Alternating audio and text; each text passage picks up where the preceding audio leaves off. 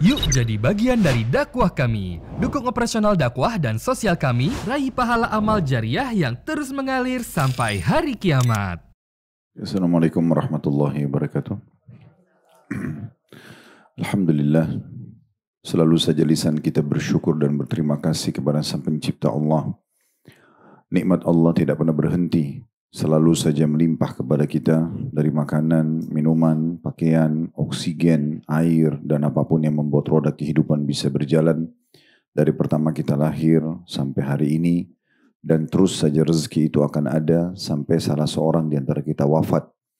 Dalam sebuah hadis disebutkan bahwasanya rezeki itu akan mengejar seseorang sebagaimana ajal mengejarnya. Maka rezeki-rezeki Allah Subhanahu wa taala sudah dibagikan dan tinggal kita nikmati, dan tugas kita adalah mensyukurinya. Dan Allah memudahkan kita bersyukur dengan dua susunan kata ini, alhamdulillah. Dan Allah maha benar dengan janjinya, la in syakartum la azidannakum. Kalau kalian bersyukur, maka pasti aku akan tambah. Selanjutnya kita panjatkan salam hormat kita kepada utusan Allah Nabi besar Muhammad sallallahu alaihi wa ala alihi wa sahbihi wasallam, sebagaimana Allah telah perintahkan kita untuk mengucapkan salam hormat tersebut, dan tentunya berharap agar Allah memberikan balasan yang sudah dijanjikan, karena satu kali salam hormat kepada manusia terbaik ini akan dibalas dengan 10 salam dari Allah Subhanahu wa taala. Dan Allah pada mengucapkan salam kepada hamba-hambanya, artinya Allah akan memenuhi kebutuhannya, Allah akan ampuni dosa-dosanya, Allah akan berikan solusi dari permasalahan-permasalahan hidupnya. Baik, selanjutnya kita akan melanjutkan bahasan bedah buku kita 31 tuntunan hidup berkah dan panjang umur ala Nabi SAW, ditulis oleh Amir bin Muhammad al-Mudhari, dan kita sudah menyelesaikan pada pertemuan yang lalu poin ke-17, masalah sholat di Masjid Quba. Dan sekarang kita akan masuk ke poin ke-18 dari 31 tuntunan itu, yaitu jadilah muadzin atau jawablah muadzin. Muadzin maksudnya tukang azan, orang yang mengerjakan atau melaksanakan azan. Kita dianjurkan menjadi muadzin, walaupun ini khusus bagi laki-laki, tapi yang keduanya, ya, jadilah muadzin atau jawablah muadzin, ini masuk laki-laki dan perempuan. Muadzin memiliki banyak sekali keutamaan sebagaimana akan kita nanti paparkan dari buku kita ini. Berikut juga kita akan tambahkan beberapa hadis dari luar, dan insya Allah kita juga yang tidak jadi muadzin tetap bisa mendapatkan pahala yang sama, tapi dengan syarat kita mengikuti apa yang diucapkan oleh muadzin tersebut. Jadi usahakan Bapak Ibu sekalian, mungkin Bapak-Bapak yang hadir online, karena di sini adalah ibu-ibu yang hadir, maka kita menyapa semuanya insya Allah, termasuk ibu-ibu yang online tentunya. Kalau Anda sedang mendengarkan azan, lagi di mobil misalnya, ada radio, atau memang kita mungkin belum mendengar radio, tapi sudah tahu waktu sholat masuk, usahakan diputar radionya, biar dengarin azan. Karena kalau kita mengucapkan seperti apa yang diucapkan oleh muadzin, pahala kita bisa sama dengannya. Nanti akan kita jelaskan hadis-hadis berhubungan dengan masalah itu. Tapi yang jelas orang jadi muadzin ini punya keutamaan sangat besar. Di antara rincian ulama, kalau seandainya seseorang pergi sholat, jadi misalnya Bapak Ibu sholat duhur, kalau kita sholat sendiri dan kita sudah memenuhi syarat-syarat sholat itu dan rukun-rukunnya, insya Allah akan dibalas oleh Allah Subhanahu wa taala. Allah maha benar dengan janjinya, tidak ada yang luput, semuanya pasti akan diberikan. Karena Allah itu benar dengan janji-janjinya. Inna Allah la yukhliful mi'ad. Allah tidak akan pungkiri janji-janjinya. Orang yang sholat akan mendapatkan balasan pahala seperti yang dijanjikan. Tapi kalau kita ingin mendapatkan pahala ekstra, bisa. Caranya kita ajak orang lain sholat. Pernah saya bahasakan di kajian kita ini, kita marketingkan ibadah itu. Jadi daripada Bapak Ibu sholat sendirian, ajak orang lain. Ajak orang-orang terdekat saja. Kita ajak mereka, siapa tahu dari 100 orang di grup WA kita atau di kontak kita, saya yakin itu ratusan jumlahnya setiap orang di antara kita di HP-nya. Misal 10 orang aja yang tiba-tiba ngah, oh iya ya waktu sholat sudah masuk misalnya. Misalnya 10 menit sebelum azan duhur Anda ingatkan misalnya. Atau Anda pasang pagi hari di statusnya jadwal sholat hari ini, contoh. Terus ada orang yang melihat itu, kemudian dia sholat. maka kita dapat pahala sholat pada saat kita sholat. Kalau orang-orang itu sholat akan mendapatkan pahala masing-masing, tetapi karena kita yang mempromosikan ke mereka, kita yang mengingatkan, kita akan dapat pahala-pahala mereka. Makin banyak orang yang mengikuti, maka makin banyak pahala yang kita bisa dapatkan. Imam yang mengimami sholat, dia akan panen semua pahala orang-orang yang sholat. Karena dia mengimami, kita wajib ikut. Gitu ya. Saya pernah bertemu dengan Dr. Yasir Ad-Dusari, hafizahullah, salah satu imam Masjid Haram. Waktu itu kami lagi haji dan beliau luangkan waktu datang bertemu dengan jemaah, sempat beberapa waktu menegur sapa sebentar, kemudian beliau jalan gitu ya. Tapi salah satu pesan yang menarik, beliau mengatakan, saya akan memperjuangkan apa saja supaya saya tetap bisa bertahan jadi imam di masjid ini, karena pahala. Kalau satu orang sholat, di situ 100.000 pahalanya di Masjidil Haram. Kalau sendiri, kalau sholat berjamaah dikali 25 kali lipat, artinya 2,5 juta pahala. Imamnya akan panen semua pahala makmumnya. Berapa banyak jemaah yang sholat di Masjidil Haram. Nah orang kalau faham ini dia pasti akan jadikan itu sebagai targetnya. Kalau ibu-ibu tidak bisa jadi imam masjid, ibu harus bagaimana punya target, bisa punya andil di situ. Seperti misalnya ibu bangun masjid, sehingga ibu panen pahalanya juga. Karena imam dan semua orang yang sholat, musolli di sana, ibu panen pahalanya. Bapak ibu panen pahalanya. Atau kita punya anak-anak yang kita cetak memang, atau cucu misalnya, untuk menjadi imam misalnya ya. Kita bangun masjid, walaupun dia pengusaha, tapi di waktu sholat dia jadi imam misalnya di masjid itu. Karena memang salah satu yang dicontohkan Nabi SAW, raja pun dan presiden itu harusnya menjadi imam di masjid jami'. Ya, makanya Nabi SAW pada saat jadi jadi raja di Madinah, beliau jadi imam, selalu jadi imam sholat di waktu sholat di masjid beliau, dan itu tidak digantikan kecuali beliau sakit atau beliau keluar kota. Begitu juga dilanjutkan oleh Khulafaur Rasyidin Abu Bakar, Umar, Utsman, Ali radhiyallahu anhu, itu mereka jadi imam, dan itulah umumnya menjadi ya ketentuan atau kebiasaan yang diturun-temurunkan gitu ya. Kemudian muadzin akan panen pahala semuanya. Ya makmumnya, ya imamnya. Berarti muadzin lebih besar lagi pahalanya. Gitu kan? Muadzin lebih besar lagi pahalanya. Makanya menjadi muadzin ini luar biasa gitu ya. Nah kalau kita tidak bisa, maka kita harusnya punya andil. Misal sebagai contoh Bapak Ibu, ini sederhana ya. Lihat masjid-masjid dekat rumah Anda. Coba biayai hidupnya muadzin itu. Dan imam, misalnya kita penuhi sembakonya, ya, kita bayarin listrik rumahnya, misal contoh, baik itu imam ataupun muadzinnya. Tentu kalau kita bisa bangun masjidnya lebih bagus lagi, sehingga kita panen terus pahalanya walaupun kita sudah meninggal. Tapi kalau lebih sederhana dari itu, tidak bangun masjid, minimal Bapak Ibu punya andil di kehidupan si imam sama muadzinnya. Kebutuhan pokok dia, makannya, atau ada rezeki kita belikan motor, dipakai transportasi menuju ke masjid misalnya. Contoh, seperti kami di yayasan buat program motor dai misalnya. Nah itu manfaatnya besar sekali, karena saya lihat saya sendiri pribadi kalau jalan kemana-mana misalnya, sekali ngajar gini kita bisa sampaikan 10, 20, 30 hadis misalnya. 1 jam, 2 jam berbicara sampaikan ceramah.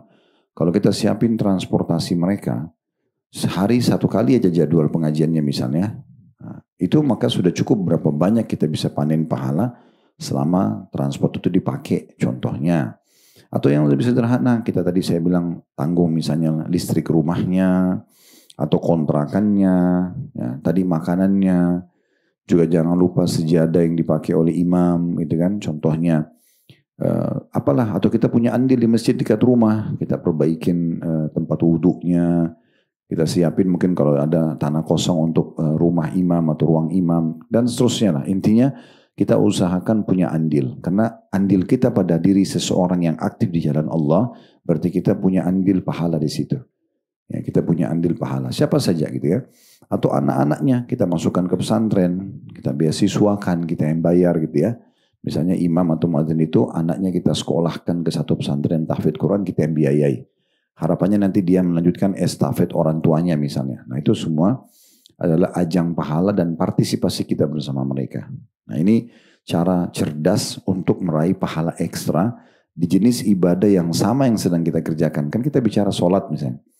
Tadi kita kerjakan pahala sholat, kita dapat pahala sholat, tapi kita bisa dapat ekstra mengajak orang, kita bisa dapat ekstra membiayai imam dan muadzin, kita bisa dapat pahala ekstra dengan memiliki masjid misalnya. Nah semua itu punya andil dalam pahala-pahala ini. Baik, saya akan bacakan dulu yang ditulis oleh penulis di halaman 49 ya. Di poin 18, jadilah muadzin atau jawablah muadzin. Anda dapat menambah kebajikan dengan menjadi muadzin atau Anda mengucapkan sebagaimana yang diucapkan oleh muadzin. Beranjak dari para hadis Nabi SAW, titik-titik maksudnya ada hadis sebelumnya, cuma diambil saksi bahasan oleh penulis. Wal muadzinu yukfaru lahu bimaddi sautihi wa yusaddiquhu man sami'ahu min ratbin wa yabisin walahu mithlu ajri man shalla ma'ahu. Artinya muadzin itu orang-orang yang azan diampuni dosanya sepanjang suaranya. Jadi makin jauh suaranya terdengar, maka makin banyak dosanya yang dimaafkan.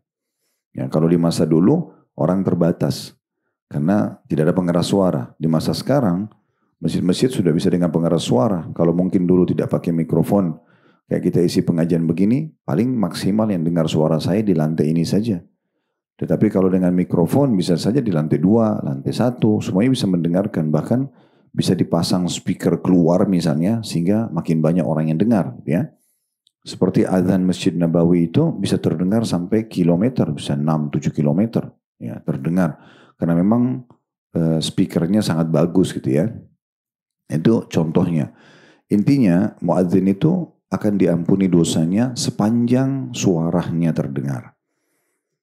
Ya Allahu alam bagaimana Allah kasih balasan bagi orang yang juga masuk di radio ya. Ada kan yang azan live ya, masuk di radio gitu ya. Saya juga tidak tahu bagaimana apakah memang kaset yang direkam lalu diputar juga sama, muadzinnya juga masih mendapatkan pahala, kita tidak tahu. Tapi kita bersangka baik pada Allah Subhanahu wa taala. Intinya mereka panen pahala yang sangat banyak. Kemudian dikatakan, ia juga si muadzin dibenarkan oleh setiap yang mendengarkannya, baik yang basah maupun yang kering. Ini keutamaan yang kedua. Maksudnya nanti di hari kiamat, orang-orang yang mendengarkan suara azan itu akan memberikan kesaksian, memang benar orang ini pernah azan. Ya. Kita kenal tidak kenal, tetap nanti kita bisa memberikan kesaksian. Dan di sini uniknya, Nabi bilang semua yang basah, maksudnya yang bernyawa. Ya, apakah manusia, jin, hewan, dan yang kering, benda-benda kering, batu, ya, yang dianggap kering. Itu semua bisa memberikan kesaksian buat dia hari kiamat. Ini saking besarnya keutamaannya.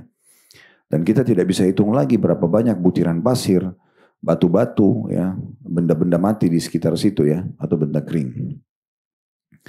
Yang ketiga dikatakan, dan dia, muadzin juga mendapat seperti pahala orang yang sholat bersamanya.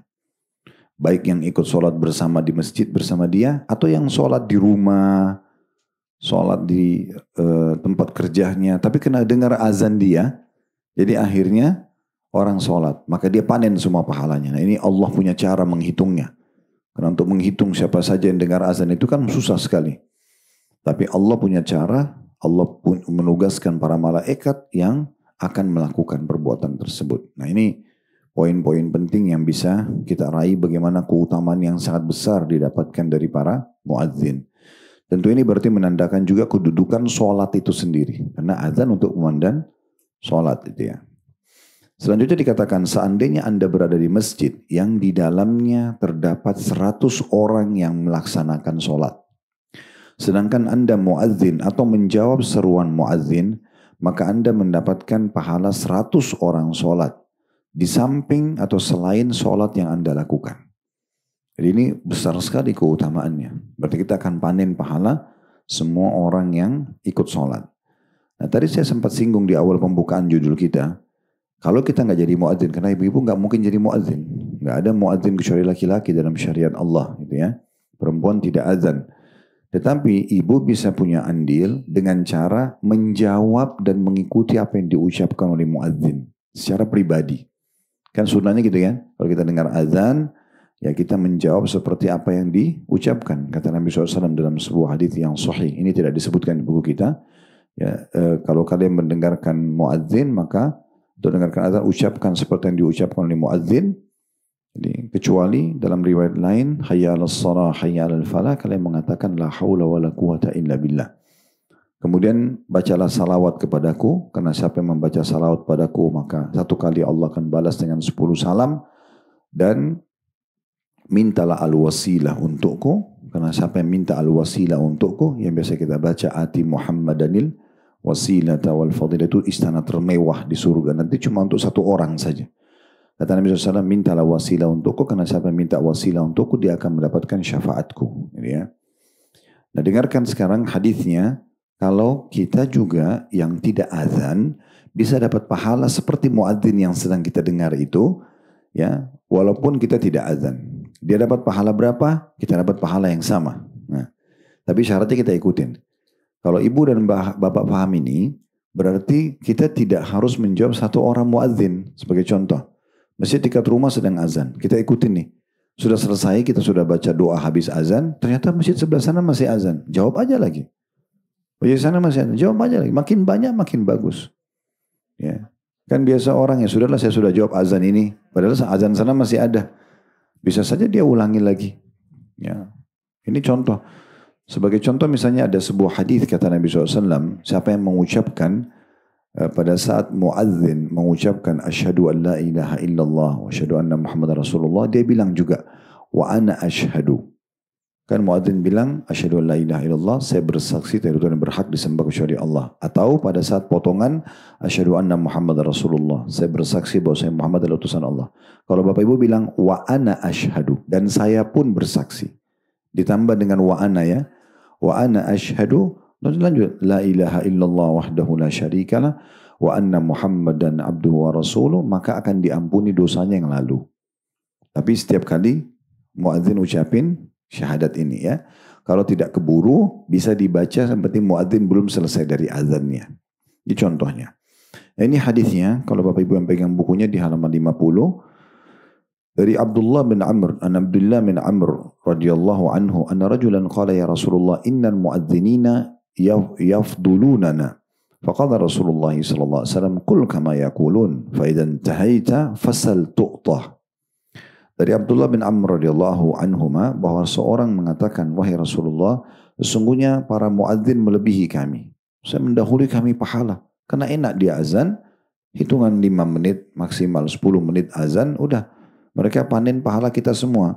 Itu lebih banyak dong pahalanya.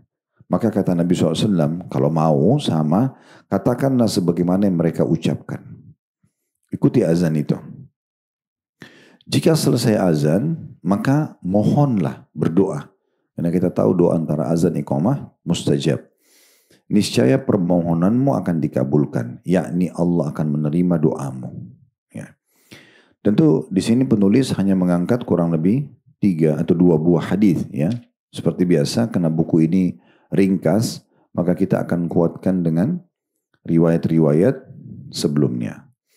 Baik, bermula daripada asal muasalnya azan dulu.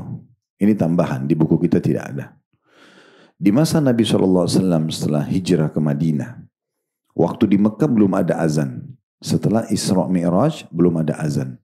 Jumlah muslimin masih sangat sedikit. Dan awal disyariatkan sholat setelah Isra Mi'raj itu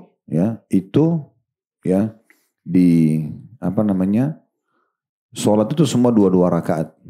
Sholat itu semuanya 2-2 rakaat ya.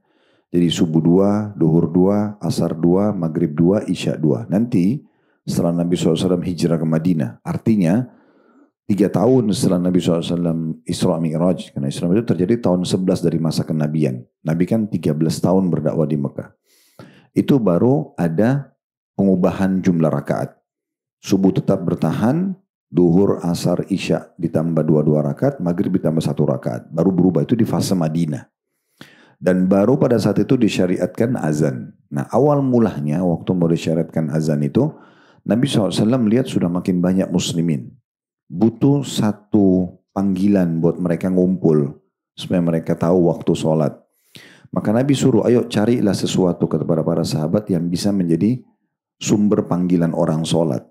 Maka ada sahabat yang sempat berpikir mau beli trompet. yang biasa dipakai oleh orang Yahudi untuk ibadah mereka.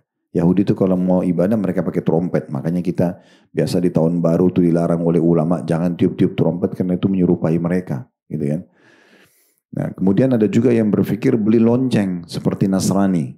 Mereka pakai lonceng gitu ya. Jadi begitulah sahabat mencari apa nih kira-kira yang bisa kita jadikan sebagai simbol kita. Subhanallah, ada satu sahabat bernama Abdullah, beliau tidur siang. Di siang hari tidur, atau di waktu itu tidur lah intinya. Siang atau malam saya tidak ingat, tapi yang jelas beliau tertidur dan mimpi. Dalam mimpinya dia lihat ada seseorang membawa lonceng. Lalu dia bilang, mau nggak kamu jual lonceng kamu itu? Lalu kata orang tersebut, untuk apa lonceng ini? Si Abdullah ini dalam mimpi kan mimpi dia nggak bisa ngatur ya. Terucap dengan sendirinya. Maka dia bilang, untuk memanggil waktu sholat kami. Kata Abdullah. Maka kata orang tersebut, mau nggak saya tunjukkan kamu yang lebih baik daripada lonceng ini? Maka diajarkanlah Abdullah dalam mimpi tersebut oleh orang itu azan yang kita tahu sekarang. Dari Allahu Akbar sampai la ilaha illallah gitu ya. Setelah itu dia terbangun. Tentu yang datang menyampaikan ini malaikat ya, dalam mimpinya. Kemudian dia pun datang lalu menyampaikan kepada Nabi SAW, ya Rasulullah begini kejadiannya. Maka kata Nabi SAW, mimpi yang baik, ajarkan kepada Bilal karena Bilal lebih bagus suaranya dari kamu. Dari sini keluar sebuah hukum, lafadz azan sudah ditentukan sesuai dengan mimpi Abdullah ini, dan berarti Abdullah ini panen pahala, karena dia penyebabnya gitu ya. Dan Umar bin Khattab mengatakan pada saat mendengarkan penyampaian itu, saya pun bermimpi yang sama, tapi Abdullah lebih dulu menyampaikan, gitu kan. Dan juga pelajaran lain dari hadits ini, kalau jadi muadzin harus yang paling bagus suaranya. Bukan berarti azan itu punya keutamaan lalu semua orang azan walaupun suaranya nggak bagus gitu ya. Karena orang manggil orang sholat. Ada sebagian muadzin itu kita kalau dengar suaranya kita jadi tertarik segera mau sholat karena indahnya suaranya. Nah itu yang disuruh untuk azan gitu ya. Makanya Nabi bilang, padahal yang mimpi Abdullah, yang Nabi suruh azan Bilal. Kenapa? Nabi bilang karena suara Bilal lebih bagus. Memang suara Bilal sangat indah radhiyallahu anhu ajma'in.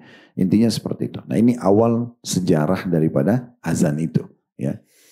Nah, setelah itu berjalanlah azan itu dikumandangkan oleh Bilal radhiyallahu anhu, ya. Dan Nabi SAW punya beberapa orang muazzin. Di antaranya Ibnu Ummul Maktum, seorang sahabat yang buta, juga suaranya indah, itu jadi muazzin juga Nabi. Nah, semua sholat itu azannya sekali kecuali subuh. Kecuali subuh. Kalau ikuti sunnah Nabi yang benar Bapak Ibu sekalian, azan subuh itu 2 kali. Azan yang pertama itu kurang lebih ukuran 50 ayat Al-Quran. Ya, kalau Bapak Ibu pergi umroh atau haji, itu pasti di Madinah itu 2 dan Mekah 2 kali azan. Makanya saya selalu ingatkan jemaah kami kalau berangkat, jangan kaget karena kalau tidak disampaikan mereka banyak yang nggak tahu. Ada banyak jemaah pergi ke masjid, Nabawi atau Masjidil Haram, masih azan pertama. Mereka sudah sholat qabliyah subuh, padahal belum azan subuh, itu masih azan pertama. Azan pertama ini kata sebagian ulama, di antara hikmahnya, itu adalah orang yang belum bangun sahur, bisa bangun sahur. Orang yang belum sholat tahajud, bisa bangun tahajud. Ya, karena lumayan, bisa setengah jam sampai 40 menit kalau kita sekarang jarak antara azan pertama sama azan kedua. Perbedaannya kalau azan pertama tidak ada as-salatu khairu minan naum. Azan kedua ada as-salatu khairu minan naum yang berarti sudah masuk waktu subuh. Salat lebih baik daripada tidur. Nah itu bedanya. Kalau di Indonesia memang belum kita terapkan sunnah ini. Tapi nanti satu waktu Bapak Ibu insya Allah saya doakan semuanya bisa bolak-balik ya. Menjalankan umroh dan haji, Mekah dan Madinah. Jadi diingat saja itu. Disampaikan juga kepada kerabat yang kebetulan mungkin mau berangkat umroh. Sekarang kan lagi musim umroh. Nanti saya dengar di pengajian, karena saya juga mau dapat pahalanya, Bapak Ibu sekalian. Jadi sampaikan. Jadi bilang, kalau di Madinah sama Madinah itu 2 kali azan subuh loh. Ya, diinfokan ke mereka. Azan pertama itu biasanya 30 antara 30 sampai 40 menit sebelum azan kedua. Bedanya, azan pertama tidak ada as-salatu khairu minan naum, azan kedua ada as-salatu khairu minan naumnya. Artinya setelah azan pertama masih bisa bertahajud. Masih boleh tahajud ya. Orang yang mau puasa masih bisa makan. Sampai nanti azan yang kedua. Nah itulah fungsi daripada 2 muadzin Nabi, Ibnu Ummul Maktum dan juga Bilal radhiyallahu anhu ajma'in. Lafaz azan tentunya tidak berubah-berubah, tetap dari seperti awal gitu ya. Dan ini adalah kemuliaan tentunya bagi kita karena kita mengumandangkan tauhid dan mengulangi kembali syahadat kita. Ya, mengulangi kembali syahadat kita dan mengajak kepada sholat dan juga kemenangan. Nah seperti itu kurang lebih isinya azan itu. Baik, saya akan masuk menjelaskan keutamaan lain yang tidak disebutkan di buku kita tentang azan dan juga tentunya jadi muadzin. Hadits yang pertama riwayat Bukhari Muslim yang kami ingin sampaikan dari hadits Abu Hurairah radhiyallahu anhu. Dia berkata, Rasulullah sallallahu alaihi wasallam bersabda, "Lo ya'lamun nasu ma fin nida'i was-saffil awwal, thumma lam yajidu illa an yastahimu alaihi lastahamu." Walau ya'lamuna ma fit tahjir lastabaqu ilaihi walau ya'lamuna ma fil atamati was subhi la'atauhuma walau habwa.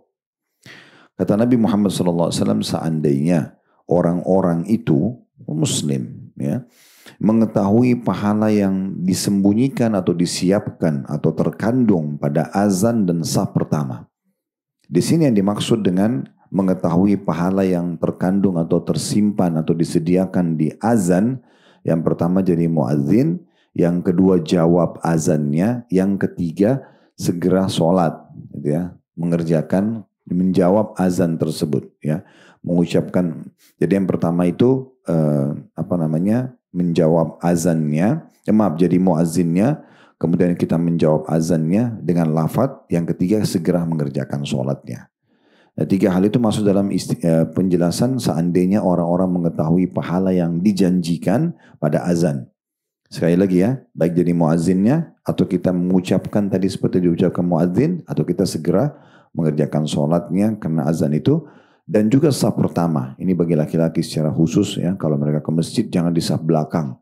Ibu-ibu ingatkan suaminya, anak laki-lakinya, saudaranya selalu di saf depan itu saf yang paling mulia. Kemudian mereka tidak mungkin atau tidak dapat meraih itu kecuali dengan mengadakan undian atasnya, maka niscaya mereka akan saling mengundi. Jadi kalau untuk jadi muadzin atau jawab azan, ucapan muadzin atau segera mengerjakan sholat itu tidak bisa didapatkan kecuali orang berundi, bertanding satu sama lain, maka mereka akan bertanding karena besarnya pahala yang disiapkan di situ. Seandainya mereka mengetahui pahala yang tersimpan pada segera berangkat untuk mengerjakan sholat di awal waktu, begitu azan mereka sudah siap di tempat sholatnya, niscaya mereka akan berlomba-lomba kepadanya. Dan selanjutnya, seandainya mereka mengetahui pahala yang tersimpan pada sholat isya dan subuh, niscaya mereka akan menghadirinya walaupun harus merangkak. Karena 2 waktu ini, waktu yang paling berat orang kerjakan. Isya dan subuh, waktu tidur.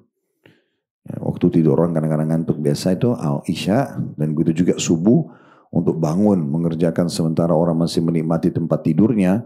Maka ini adalah ujian. Makanya pahalanya lebih besar ya. Dan kalau mereka tidak bisa mengerjakan itu kecuali merangkak, dalam keadaan mengantuk pun, susah pun, mereka tetap akan melakukan merangkak kalau tahu dan diperlihatkan besarnya pahala itu. Tentu ada hikmah, kenapa tidak diberitahukan jumlah pahalanya, supaya kita tidak membanding-bandingkan. Dan kita terus saja berusaha mengejar semampu kita. Hadits kedua, hadits yang sahih diriwayatkan oleh Bukhari dan juga Imam Malik serta Ibnu Majah. Dari Abdullah bin Abdurrahman bin As-Sa'sa'ah radhiyallahu anhu, anna Aba Sa'id al-Khudri radhiyallahu anhu qala lahu inni araka tuhibbul ghanama wal badiyah. Fa idza kunta fi ghanamika aw badiyatika fa adzanta lis-shalah farfa' sawtaka bin nida fa innahu la yasma'u mada sautil muadzini jinnun wala insun wala syai'un illa syahida lahu yaumal qiyamah. Abdullah bin Abdurrahman bin Abu Sa'sa'ah ini pernah bertemu dengan seorang sahabat lain namanya Abu Sa'id al-Khudri. Abu Sa'id al-Khudri berkata kepada Abdullah, "Aku melihat kamu suka sekali mengembala domba dan tinggal di daerah pedalaman, di padang pasir. Ada orang memang jiwanya suka dengan kehidupan badui ya. berkemah di padang pasir, menyendiri gitu ya. Maka kata Abu Sa'id Khudri, jika kamu bersama dengan gembalaan dombamu dan berada di wilayah pedalamanmu itu, lalu kamu mengumandangkan azan untuk sholat, maka keraskan suaramu semampumu. Karena gemah suara muazzin tidaklah didengar oleh jin atau manusia atau sesuatu apapun, benda mati pun, kecuali ia akan memberikan kesaksian untuknya pada hari kiamat. Kata Abu Sa'id Al-Khudri, aku mendengarkan itu langsung dari Rasulullah sallallahu alaihi wasallam. Dalam riwayat Ibnu Majah ditambahkan wala hajarun wala syajarun illa syahidalahu. Bahkan tidak ada batu ataupun pohon kecuali pasti akan bersaksi juga untuknya pada hari kiamat. Berarti ini luar biasa karena semua akan jadi saksi untuknya hari kiamat. Dia kenal atau tidak kenal. Tetap Allah akan datangkan hari kiamat untuk memberikan kesaksian kepadanya. Dalam riwayat yang lain, Ibnu Khuzaimah menukil, masih sejalan dengan riwayat yang tadi kita bacakan, ya, lafadznya dikatakan bahwasanya Nabi SAW bersabda, la yasma'u sautahu syajarun, wala madarun, wala hajarun, wala jinnun, wala insun illa syahidalahu. Tidaklah suara muadzin didengar oleh pohon, lumpur atau tanah liat ya, batu-batuan, jin, ataupun manusia kecuali pasti bersaksi untuknya. Jadi pahalanya sangat besar. Ingat, posisi kita bisa sama dengan muadzin dengan cara tadi, kita dukung muadzinnya, ucapkan yang sama. Mau lebih jauh, biayai hidupnya. Kejar muadzin banyak. Umumnya muadzin itu tidak mampu, subhanallah. Ya, umumnya. Berarti Allah kasih kesempatan kita untuk meraih itu. Bisa biayai satu muadzin, alhamdulillah. Kalau bisa 10, bisa 100, kenapa tidak? Kalau perlu semua muadzin di wilayah kita yang biayai, kasih beras lah, misalnya 1 bulan. Ya. Saya berapa sih kebutuhan dia dengan istri sama anaknya? 10 kilo per bulan, ya udah. Ibu bapak siapin untuk 10 muadzin, berarti 100 kilo per bulan. Tidak seberapa. Ya. 10 kilo berapa harga berasnya? Apalagi mereka bukan biasa makan beras yang kualitasnya terlalu bagus, yang sangat mahal. Mereka dikasih yang sedang-sedang saja mereka juga terima gitu kan. Karena memang keadaan tidak mampu. Berarti ada hikmah di situ ya. Karena biasanya orang kalau kaya raya tidak mau jadi muadzin. Jarang gitu ya. Mereka sibuk dengan bisnisnya segala macam. Maka ini peluang besar bagi kita untuk bisa meraih bersama mereka. Karena nanti mereka akan dapat kesaksian hari kiamat, kita juga ikut-ikutan. Hanya karena dukung itu. Ini bisa kita tarik kepada hal semua Bu ya. Bapak Ibu sekalian, kayak misalnya ada guru penghafal Quran. Itu kesempatan itu. Jangan cuma datang ngajar Bapak Ibu di rumah tahsin, ya sudahlah yang penting sudah bayar uang dia 2 juta, 3 juta, 4 juta per bulan ngajar saya. Siapin transportasinya, bayarkan listrik rumahnya, beasiswakan anaknya masuk pesantren. Banyak, di satu orang itu banyak sekali peluang pahala kita bisa dapatkan. Yang penting orang itu berada di jalan Allah, kita libatkan diri kita situ. Karena kita belum tentu kerjakan seperti dia. Mungkin kita belum bisa hafal Quran seperti dia, kita nggak bisa jadi muadzin seperti dia, kita nggak jadi imam seperti dia, kita nggak bisa jadi dai seperti dia. Banyak sekali. Nah jangan sia-siakan. Nah kebetulan Allah amanahkan harta di pundak kita, maksimalkan. Harta semua yang kita gunakan seperti ini, itulah harta sebenarnya Bapak Ibu sekalian yang akan terus bersama kita sampai hari kiamat. Karena yang kita sedekahkan di jalan Allah, itu akan bersama kita nanti. Ada seorang pengusaha di salah satu wilayah di Timur Tengah, pernah dia bisnis berkembang pesat dia sama teman-temannya, tapi dia tidak punya tabungan sedikit. Teman-temannya semua sukses tapi punya tabungan banyak. Mereka teman-temannya pernah makan malam sama-sama lalu ngobrol. Bilang gini, kamu gak sayang sama harta kamu ya? Kamu maju usahanya tapi gak ada uang simpanan gak kayak kami. Kami punya banyak simpanan, emas, koleksi barang-barang mahal segala macam. Kau tidak sayang hartamu. Maka kata orang ini, dia jawab dengan sangat cerdas. Dia mengatakan, sebenarnya yang tidak sayang harta itu adalah kalian. Kalau saya sangat sayang dengan harta saya. Sampai saya bawa harta saya ke sana. Paham gak? Saya sedekain sebenarnya saya sedang bawa ke akhirat. Kalian cuma tumpuk di sini. Kalau meninggal akan dipakai oleh ahli waris. Selesai. Kalau uang yang saya keluarin sekarang ini saya sedekahkan. Saya bawa ke timbangan amal saya. Saya bawa ke akhirat. Dan itu yang dikatakan oleh Nabi SAW. Harta sebenarnya adalah harta kalian yang kalian infakkan semasa hidup kalian. Kalau yang kalian makan, minum, beli pakaian, itu semua harta yang habis. Kita pakai habis gitu kan. Maka tentu bisa kita penuhi kebutuhan kita, tapi jangan lupa poin-poin seperti ini. Jadi banyak peluang yang bisa kita raih pahala hanya dengan orang di sekitar kita. Lihat orang-orang miskin, Bapak Ibu sekalian. Kalau Anda mau yang level paling rendah, ya udah Anda tidak tolak, kasih dia. Orang miskin di lampu merah, kasih. Jangan lewat masih negosiasi sama syaitan. Kayaknya masih muda, kayaknya masih kuat. Intinya Anda pelit. Anda nggak mau kasih. Negosiasi sama syaitan. Orang lagi butuh, mau makan. Bukankah orang muda juga ditolak kerja? Banyak orang muda nggak diterima kerja, walaupun masih sehat. Jadi jangan Anda mencarikan alasan orang itu sendiri, Anda belum tanya, Anda yang buat alasannya. Itu bisa saja jadi pembantu rumah tangga. Dari mana? Atau mungkin sudah melamar rumah tangga tidak diterima. Bisa orang sarjana aja banyak ditolak kerja, gitu kan? Jadi bukan itu saatnya. Saatnya orang minta kasih. Mau orang itu mampu tidak mampu, kata Nabi SAW, tangan di atas lebih baik daripada tangan di bawah. Kan begitu. Mau lebih, itu level terendah ya, kasih. Berapapun yang kita mampu. Mau level lebih bagus, cari tahu orang itu. Mungkin Anda suruh supir Anda suruh siapa, staf Anda datang. Di sana itu ada tadi orang, ibu-ibu duduk di pinggir jalan. Sepertinya dia hampir mungkin tiap hari di situ, datang cari tahu di mana tinggalnya. Mungkin ibu bisa biayai dia, mungkin anaknya lagi sakit, mungkin rumahnya rusak, kita bisa perbaiki. Kan banyak yang bisa kita masuk ke zona orang itu ya. Seperti kami di yayasan, kami buatin program, orang-orang yang ditemuin di jalan itu, saya bilang sama tim yayasan, cari tahu. Bukan hanya sekedar kasih uang di saat itu selesai. Cari tahu di mana orang ini tinggal. Ambil anak-anaknya, masukkan di pesantren. Ibu-ibunya kita buatin keterampilan. Sekarang kita buat ada kursus menjahit gratis. Ibu-ibu itu kita bawa kursus gratis. Nanti setelah selesai, kita kalau ada kelebihan uang di yayasan, belikan mesin jahit mereka supaya mandiri, nggak minta-minta lagi. Kalau laki-laki kita bukain sekarang barbershop untuk belajar cukur rambut.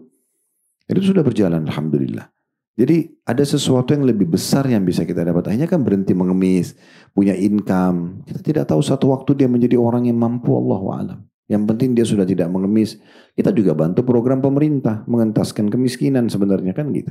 Itu contoh-contohnya. Jadi banyak yang kita bisa raih dari seseorang yang sebenarnya berada di jalan Allah itu. Ya, seperti itu poinnya. Baik, dari hadits ini kita bisa ambil banyak sekali pelajaran. Yang pertama bahwasanya pentingnya seseorang menyampaikan apa yang dia ketahui tentang keutamaan sebuah ibadah.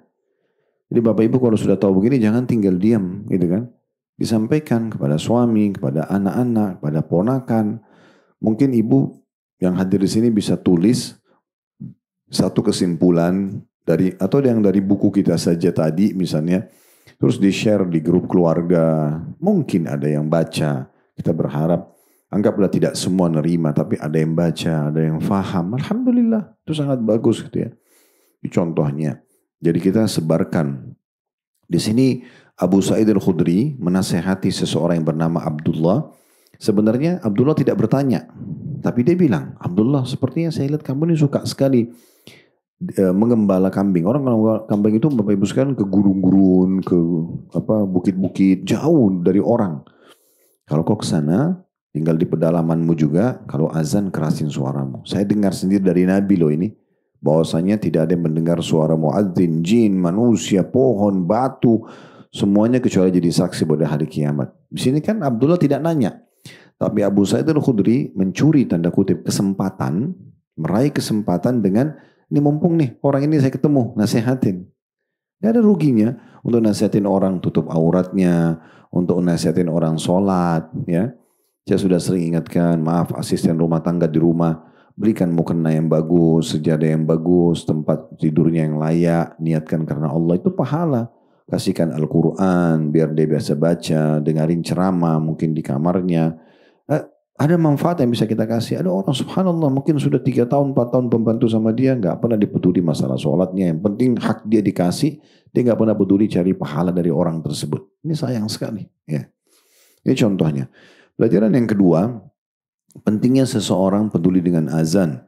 Kalau laki-laki walaupun sendirian tetap azan. Walaupun sendirian tetap azan.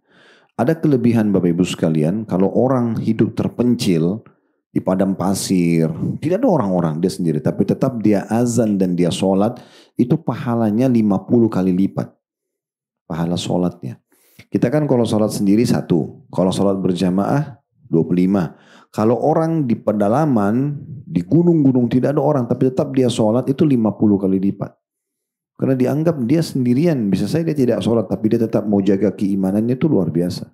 Apalagi bisa setiap saat diserang oleh binatang-binatang buas, tapi tetap dia sholat itu punya keutamaan tersendiri. Hadis selanjutnya disebutkan juga dengan sanad yang sahih.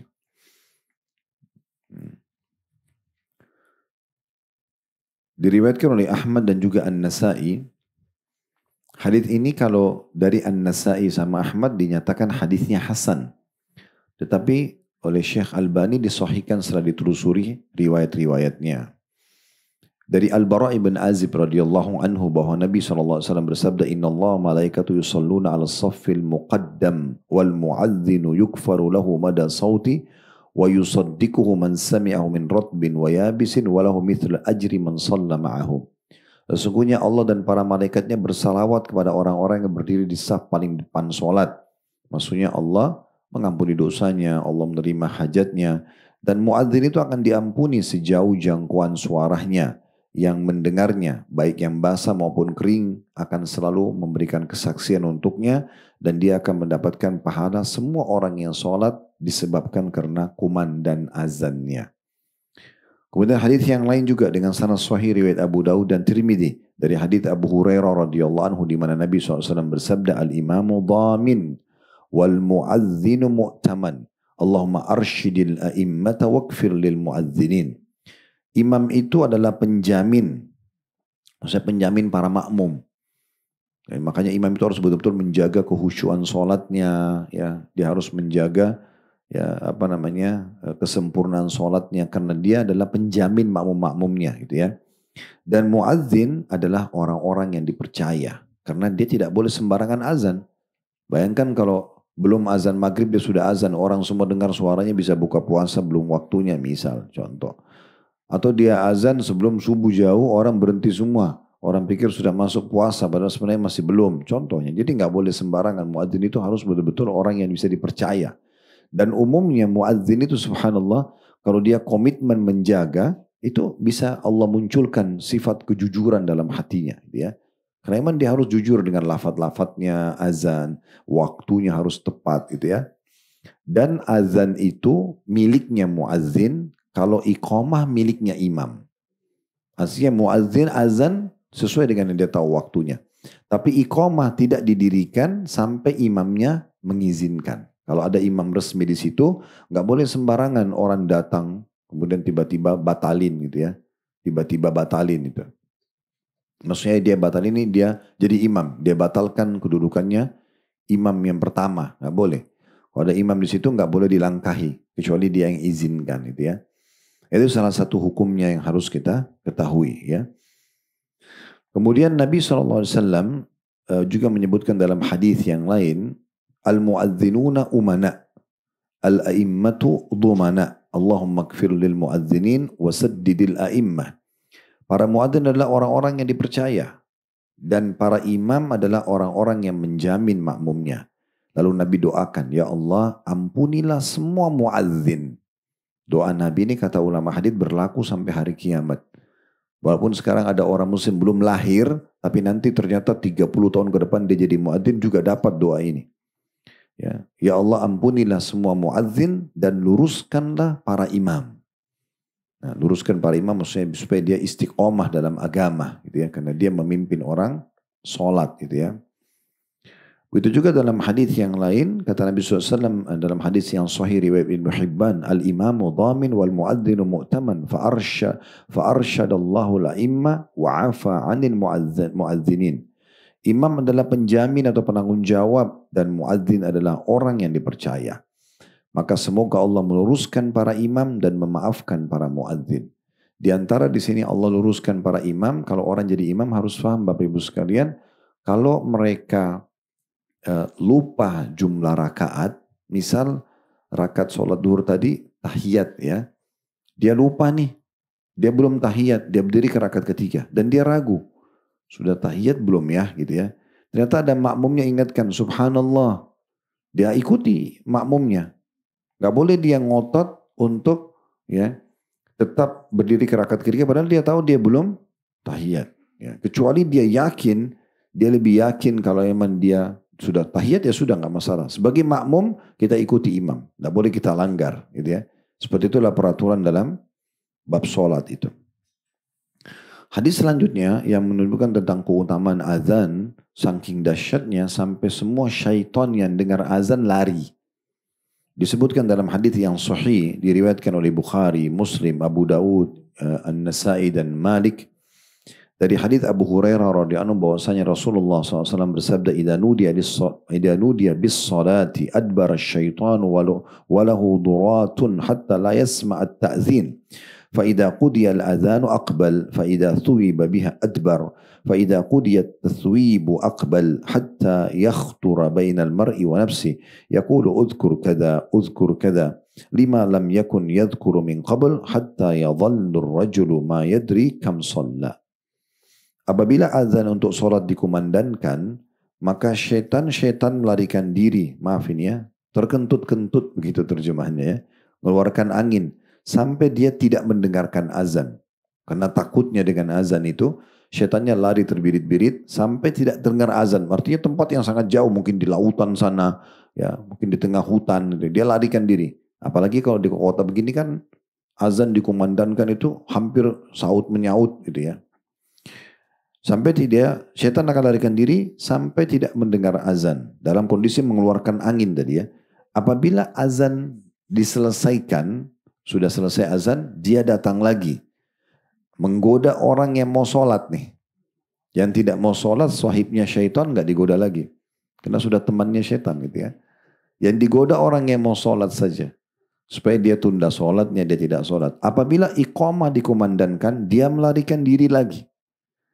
Apabila iqamah diselesaikan, dia datang lagi. Yang dia goda orang yang sholat. Yang tidak mau sholat, tidak usah digoda. Karena sudah teman gitu ya. Jadi, dia datang lagi sehingga dia mengganggu kehusyuan seseorang yang sedang sholat. Dia nggak ganggu lagi yang tidak sholat. Yang mabuk-mabuk, duduk ngobrol, omong kosong, ya sudah nggak usah digoda lagi. Udah masuk dalam perangkatnya dia. Lalu dia menggoda, dia mengatakan kepada orang yang sholat, ingatlah ini, ingatlah itu. Ingat janji, ingat keuntungan, ingat rugi, ingat berantemnya, segala macam. Untuk perkara yang tidak diingat sebelumnya. Hingga akhirnya seseorang tidak tahu lagi berapa rakaat dia sholat. Al-Khattabi berkata, yang dimaksud dengan at-tathwib dalam hadis ini adalah iqamah. Orang-orang awam hanya mengenal tathwib adalah ucapan muadzin di sholat fajar, as-salatu khairu minan naum. Jadi maksud di sini iqamah ya, karena dikatakan kalau syaitan mendengarkan tathwib, fa idza thuwiba, maka syaitan itu lari. Sebenarnya di sini ada sebagian orang kata Al-Khattabi, fahamnya makna tathwib adalah perkataan muadzin as-salatu khairu minan naum di sholat subuh. Sebenarnya bukan. At-tathwib adalah iqamah. Artinya semua iqamah, detik-detik itu syaitan lari semua. Tidak ada yang datang mendekat, gitu ya. Maka berarti ini waktu-waktu di mana punya keutamaan secara khusus. Di dalam hadis lain riwayat Muslim dari hadis Jabir radhiyallahu anhu bahwasanya beliau mengatakan aku mendengarkan Rasulullah SAW bersabda inna syaitana idza sami'a an-nida bis-shalah idza sami'a an-nidaa bis-salati dhahaba hatta yakuna makana dalam kurung ar-rauha qala ar-rawi war-rauha min al-madinati ala 36 mila. Sesungguhnya syaitan akan pergi melarikan diri secepat mungkin sampai ke wilayah ar-rauha jika dia mendengarkan panggilan untuk sholat. Perawi hadis namanya Talha bin Nafi' berkata, Ar-Rauha jaraknya adalah 36 mil dari Madinah. 36 mil itu jauh sekali ya. Ya bisa puluhan kilometer. Supaya dia tidak dengar azan. Berarti menandakan, padahal waktu itu belum ada mikrofon ya. Tapi disebutkan dalam riwayat ini, syaitan di Madinah waktu itu kalau dengar azan, padahal suara azan paling 100 meter lah maksimal orang kalau teriak tanpa mikrofon. 100 meter itu berarti mungkin bisa 7 kali lipat ruangan kita ini sampai di ujung sana itu paling 10 sampai 15 meter. Ini kan kalau terus puluhan kilometer itu bisa 8 sampai 10 kali lipat lah dari ruangan ini. Berarti jauh sekali gitu ya. Ya, dia melarikan diri karena dia tidak mau dengar azan itu. Ini menandakan memang berarti syaitan-syaitan itu lari dari azan. Hadis selanjutnya hadis sahih diriwayatkan oleh Imam Muslim. Ini tentang keutamaan mereka muadzin nanti di hari kiamat, Bapak Ibu sekalian, di hari kiamat. Kata Nabi SAW, al-muadzzinuna atwalun nasi a'naqan yaumal qiyamah. Para muadzin adalah orang-orang yang berleher terpanjang nanti pada hari kiamat. Di sini yang dimaksudkan dengan leher, maksudnya adalah mereka paling dikenal dan paling mulia di hari kiamat. Jangan dibayangkan lehernya jadi panjang, ya. Tetapi maksudnya mereka nanti adalah orang-orang yang paling menonjol dengan kemuliaan di hari kiamat nanti karena sukanya memanggil orang dengan azannya. Dalam riwayat lain juga dengan sanad hasan diriwayatkan oleh Tabarani dan juga Al-Bazzar serta Al-Hakim, kata Nabi SAW dari hadits Ibnu Abi Aufa radhiyallahu anhu, inna khiyara ibadillahi alladhina yura'una asy-syamsa wal qamara wan nujuma bidzikrillah. Sesungguhnya hamba-hamba Allah yang terbaik adalah orang-orang yang memperhatikan matahari, rembulan dan bintang-bintang untuk berzikir kepada Allah. Kata sebagian ulama yang dimaksud adalah diantaranya orang-orang yang memperhatikan waktu-waktu sholat sehingga mereka azan. Makanya Al-Mundhiri masukkan dalam bab muadzin di sini. Bab muadzin itu dimasuk hamba-hamba pilihan karena mereka sibuk dengan itu. Kapan lagi masuk sholat mereka azan lagi. Mereka sibuk. Ini adalah hamba-hamba yang terpilih dari hamba-hamba Allah subhanahu wa ta'ala. Kemudian dalam hadis yang lain dari Anas bin Malik radhiyallahu anhu, hadis ini diriwayatkan Ibnu Khuzaimah dalam sahihnya dan dikatakan sahih berdasarkan syarat Imam Muslim. Beliau berkata, sami'an Nabi sallallahu alaihi wasallam rajulan wa huwa fi masirin lahu yaqul Allahu akbar. Faqala Nabiyullah sallallahu alaihi wasallam ala al-fitrah. Faqala ashhadu an la ilaha illallah. Qala kharaja minan nar. فاستبق القوم إلى الرجل فإذا راعي غنم حضرته الصلاة فقام يؤذن. Kata Anas bin Malik, satu waktu pernah Nabi Muhammad SAW mendengar seorang laki-laki sementara beliau dalam perjalanan. Jadi Nabi lagi jalan, ada beliau dengar orang sedang azan. Laki-laki itu tidak ditahu siapa, tapi dia sedang mengumandangkan Allahu Akbar, azan. Maka Nabi Allah Subhanahu Wa Taala atau Nabi Muhammad SAW, sini bagaimana dikatakan begitu Nabi Allah ya. Saya baca letter riwayatnya, dia mengatakan dia di atas fitrah, orang ini muslim. Ya. Lalu orang itu mengandalkan asyhadu an la ilaha illallah, ya, potongan yang kedua dari azan. Saya bersaksi tidak ada Tuhan yang berhak disembah kecuali Allah. Nabi Muhammad SAW mengatakan dengan ucapan dia itu dia akan keluar dari api neraka. Selamat dari neraka karena dia syahadat dalam azan. Maka orang-orang yang ada sama Nabi berlumba-lumba cari kejar suara itu. Penasaran mau lihat siapa orang ini. Nabi jamin dia selamat dari neraka, gitu kan? Maka pada saat mereka mendatangi ternyata dia adalah seorang pengembala domba yang mengumandangkan waktu sholat pada saat tiba untuk dia sholat. Jadi dia azan sendiri untuk dia. Karena seorang pengembala kambing jauh di pedalaman gitu ya. Tapi karena dia azan tadi, Nabi jamin bagi dia selamat dari api neraka. Saya sudah bilang tadi hadis ini sahih diriwayatkan oleh Ibnu Khuzaimah. Kemudian dalam hadis sahih yang lain diriwayatkan oleh An-Nasai dan Ibnu Hibban, ini banyak sekali hadis tentang masalah azan ya. Ini mungkin masih ada juga yang belum kita baca karena ada yang beberapa yang saya langkahi ya. Jadi kata Nabi kata Abu Hurairah radhiyallahu anhu, kunna ma'a Rasulillah sallallahu alaihi wasallam faqama Bilalun yunadi. Falamma sakata qala Rasulullah sallallahu alaihi wasallam man qala mithla hadha yaqinan dakhala al-jannah. Kami pernah bersama Rasulullah SAW, lalu Bilal, muadzin Nabi berdiri mengumandangkan azan. Ketika azan selesai dikumandangkan oleh Bilal, Nabi bilang SAW, barang siapa yang mengucapkan seperti ini, azan ini, dengan penuh keyakinan, kalau ini adalah perintah Allah dan akan mendapatkan balasan dari Allah, dijamin masuk surga. Berarti ada jaminan surga bagi muadzin. Riwayat sebelumnya, selamat dari neraka. Dia semakna kurang lebih ya. Artinya selain pahala yang didapatkan karena sejauh suaranya tadi terdengar, semua akan jadi saksi buat dia pada hari kiamat. Jin, batu, manusia, tumbuh-tumbuhan semuanya juga sudah sempurna. Dapat surga, selamat dari neraka. Clear, sudah. Gak ada sesuatu lagi yang dibutuhkan setelah itu. Ya.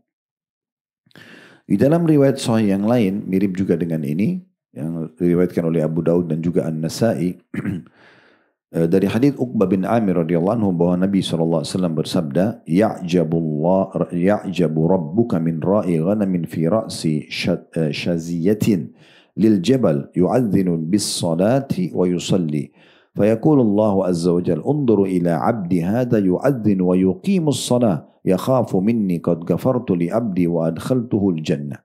Riwayat ini menggabungkan selamat dari neraka masuk surga. Kata Nabi SAW, Allah Tuhan kita takjub. Tentu sesuai dengan kemahabesaran Allah. Bukan seperti takjub kita makhluk ya. Kita imani apa adanya. Tuhan Allah subhanahu wa ta'ala takjub kepada seorang pengembala domba di puncak bukit gunung. Dia mengumandangkan azan untuk sholat, lalu dia sholat. Walaupun dia sendiri. Tidak berjamaah, dia sendirian. Maka Allah azza wa jalla berfirman, lihatlah kepada hambaku ini. Dia mengumandangkan azan dan dia iqamah untuk sholat. Dia takut kepadaku. Tidak mungkin dia mau azan dan iqamah dan sholat kecuali karena takut dan tunduk kepada Allah. Aku telah mengampuni hambaku itu dan aku jamin dia masuk ke dalam surga. Dan ini hadis sudah kita sebutkan tadi diriwayatkan oleh Abu Daud dengan sanad yang sahih. Mungkin kita tutup dengan dua buah hadis ini ya, yang akan saya bacakan sebentar lagi. Sebenarnya masih ada hadis tentang masalah keutamaan menjawab azan. Mungkin nanti coba kita sebutkan satu atau dua saja ya. Karena melihat waktu juga insya Allah. Ya. Hadits ini adalah hadits riwayat dengan sahih, diriwayatkan oleh Ibnu Majah dan Darul Qutni dan dinyatakan oleh Al-Hakim sahih berdasarkan syaratnya Al-Bukhari. Ibnu Umar berkata dari Umar bahwasanya Nabi SAW mengatakan atau bersabda, man adzana ithnata asyrata sana wajabat lahul jannah wa kutiba lahu bita'zinihi fi kulli yawmin 60 hasanah wa di kulli iqamatin 30 hasanah. Barang siapa yang mengumandangkan azan jadi muadzin sudah berjalan 12 tahun. Nah, ini saya ada pengalaman pribadi Bapak Ibu sekalian, hampir rata-rata muadzin yang saya temui itu pasti tahunan. Kalau yang sudah memang jadi azan ya, dia Allah kayak cintakan dia dengan pekerjaan itu. Ada yang sudah 15 tahun, ada yang sudah 20 tahun jadi muadzin di situ ya. Jarang sekali muadzin itu saya temuin, saya baru 1 minggu ini jadi muadzin. Mungkin ada tapi saya tidak pernah ketemu pribadi. Saya sudah berapa lama Pak azan sini? 5 tahun, 7 tahun, 10 tahun. Banyak gitu. Nah sampai azan 12 tahun, ya, maka wajib baginya masuk surga. Dijamin masuk surga. Bukan lagi pilihan dia. Allah wajibkan masuk surga. Dan dicatatkan baginya di setiap azannya 60 pahala, di setiap iqamahnya 30 pahala. Ya. Hadis terakhir masalah azan ini, nanti kita akan pindah ke, ini masih muazzin ya. Nanti akan kita sebutkan tentang orang yang menjawab azan. Ya, saya bilang tadi kita pilihkan mungkin 2 hadis. Ini hadis terakhir masalah azan. Ya kurang lebih sudah belasan hadis kita baca sekarang ini ya. Mungkin antara 15 hadis kurang lebih. Salman Al-Farisi mengatakan dengan sanad sahih hadis ini diriwayatkan oleh Al-Bazzar dalam kitabnya tentunya. Rasulullah SAW bersabda, "Idza kana ar-rajulu bi ardi qi atau qiyin ya, fahanatis shalah falyatawadda fa in lam yajid ma'an falyatayammam fa in aqama shalla shalla ma'ahu malakah wa in adzana wa aqama shalla khalfahu min junudillahi ma la yura tarafahu." Ini hadis rahasia, tidak semua orang tahu karena ini mukjizat ya. Karena kadang-kadang kita kalau sholat kita pikir kita sendirian. Nah perhatikan di sini kata Nabi SAW ya. Kata Nabi dalam hadis sahih, apabila seseorang berada di padang yang sepi, padang pasir, dia cuma sendirian. Lalu waktu sholat tiba, hendaklah dia segera berwudu. Dan jika dia tidak menemukan air, maka hendaklah dia tayammum. Sendirian ya. Tidak ada air, maka dia tayammum. Jika dia iqamah untuk sholat, karena dia sendirian, maka kedua malaikatnya akan sholat bersamanya. Mereka bisa amal baik, amal buruk. Sholat jadi bersama dengan dia. Ya, jika yang jadi makmumnya, ini yang jadi makmumnya malaikat. Ini bukan main-main. Jika dia azan, tadi kan kalau dia langsung iqamah saja. Tapi kalau dia azan dulu baru dia iqamah, kata Nabi SAW, kalau dia azan, ada ini keutamaan azannya. Kalau dia azan lalu diqamah, maka yang sholat di belakangnya adalah tentara-tentara Allah yang banyak yang tidak dapat dilihat kedua ujungnya. Saking banyaknya yang ikut sholat sama dia. Tapi dia tidak lihat. Siapa itu kita nggak tahu. Kuasa Allah. Tapi di sini dikatakan tentara Allah berarti pilihannya Allah SWT mungkin dari kalangan malaikat yang tidak bisa lagi dilihat ujungnya. Artinya saking banyaknya. Tapi syaratnya dia azan, dia iqamah lalu dia sholat. Walaupun dia kelihatan sendiri di mata manusia. Tapi sebenarnya sedang sholat bersama dia banyak. Dan tidak perlu dia tahu siapa itu. Intinya dukungan Allah Subhanahu wa Ta'ala dan tentara-tentara Allah terhadap azan ini luar biasa besarnya. Luar biasa besarnya. Nah itu keutamaan-keutamaan azan yang banyak orang tidak faham gitu ya. Bapak Ibu, Allah muliakan kita hari ini dimulai dari saya dan Bapak Ibu, kita bisa dengarkan sama-sama hadits-hadits mulia seperti ini ya. Kalau masalah menjawab muadzin, ini sudah tidak asing tentunya ya. Di antaranya hadis yang sahih diriwayatkan oleh Imam Muslim dan Abu Daud dari hadis Abdullah bin Amr bin As radhiyallahu anhuma bahwa dia mendengarkan Rasulullah SAW bersabda, "Idza sami'tumul mu'adzina faqulu mithla ma yaqulu thumma sallu alayya fa inna man shalla alayya salatan sallallahu alaihi biha 10 thumma sallu Allah liyal wasila fa inna manzilatun fil jannati la tanbaghi illa li abdin min ibadillah wa arju an akuna anahu wa man sa'ala Allah liyal wasila tahallat lahu syafa'ah." Apabila kalian mendengarkan muadzin mengumandangkan azan, jangan lupa ucapkan seperti yang diucapkannya. Nabi sudah pesan sama kita sebelum beliau meninggal. Dan ini berlaku pesannya sama untuk orang beriman sampai hari kiamat. Dengarin azan, jangan lupa ucapkan seperti yang diucapkan. Saya sudah kasih di solusinya. Kalau lagi dengar azan, tak apa-apa mampir sebentar dengarin atau dengarin di radio ya. Nyalain, oh sudah mau azan, suruh supirnya nyalain, coba nyalain dulu azan. Saya mau dengar, ikutin aja muadzin tersebut ya. Ucapkan seperti itu. Kemudian bersalawatlah kepadaku. Baca dulu salawat Ibrahim ya, yang di tahiyat. Allahumma salli ala Muhammadin wa ala ali Muhammadin kama sallaita ala Ibrahim wa ala ali Ibrahim innaka Hamidum Majid sampai akhir. Karena siapa yang salawat kepadaku 1 kali, Allah akan salawat kepadanya 10 kali. Kemudian mintalah wasilah kepada Allah untukku. Karena wasilah itu adalah satu kedudukan atau tempat di surga yang tidak layak kecuali untuk satu orang saja dari hamba-hamba Allah. Ya kalau kita bisa bahasakan ini sebagai tempat persaingan para nabi-nabi. Kita tidak masuk di situ ya. Makanya Nabi suruh kita umatnya minta itu untuk beliau. Beliau mengatakan itu adalah satu tempat yang hanya untuk satu orang dari hamba-hamba Allah dan aku berharap aku pemiliknya. Nah, siapa yang memohon kepada Allah untukku, maka dia akan mendapatkan syafaatku. Memang tidak ada peluang buat kita di situ, tapi untuk para nabi-nabi. Nah, kita karena jumlah umat Muhammad banyak, sallallahu alaihi wasallam, kita mohon agar Nabi diberikan tempat tersebut. Nah, ini contohnya keutamaan orang yang menjawab azan itu sendiri. Dan tentu banyak sekali hadis-hadis tentang masalah azan ini. Saya coba pilihkan dulu karena hadisnya cukup banyak.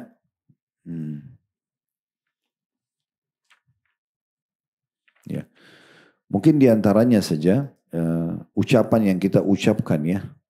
Tadi yang saya sempat sebutkan, Bapak Ibu jangan lupa ucapin syahadat juga pada saat lagi azan ya. Hadisnya adalah hadis Sa'ad bin Abi Waqqas radhiyallahu anhu. Hadis ini diriwayatkan Imam Muslim dan juga Tirmidzi. Kata Nabi SAW, "Man qala hina yasma'ul mu'adzin wa ana ashhadu an la ilaha illallah wahdahu la syarikalah wa anna Muhammadan abdu wa rasuluh. Raditu billahi rabba wa bil islami dina wa bi Muhammadin sallallahu alaihi wasallam rasula ghafarallahu lahu dzambah."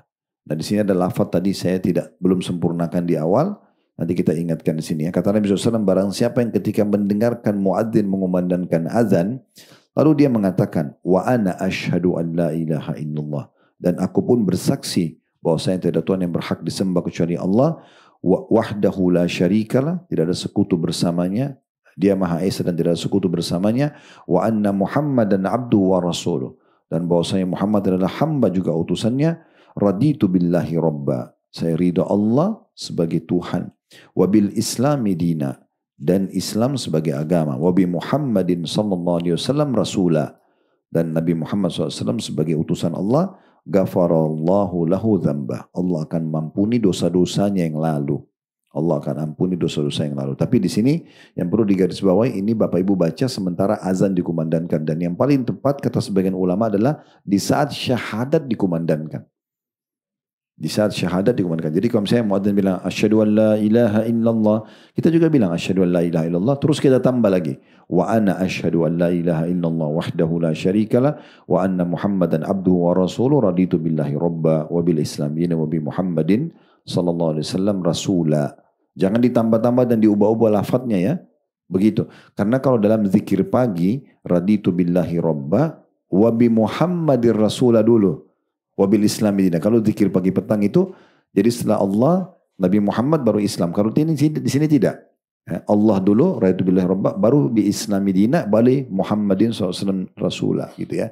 Jadi lafadznya memang seperti itu. Kita jangan diubah-ubah, usahakan kita sesuaikan semuanya. Ya. Tentu masih banyak lafaz-lafaz yang lain, tapi ini kita cukupkan sampai sini insyaAllah. Baik, mungkin begitu dulu Bapak Ibu sekalian. Sampai sini pertanyaan mungkin tidak semua juga bisa kami jawab. Mudah-mudahan tadi sudah mewakili, dan bahasan tentang azan dan juga sholat ini sudah kami rincikan panjang lebar di bedah buku Shahih At-Targhib Tarhib. Dan tadi saya baca buku itu. Hadis-hadis tadi itu kami pindahkan dari buku itu. Jadi nanti masuk di Khalid Basalamah Official.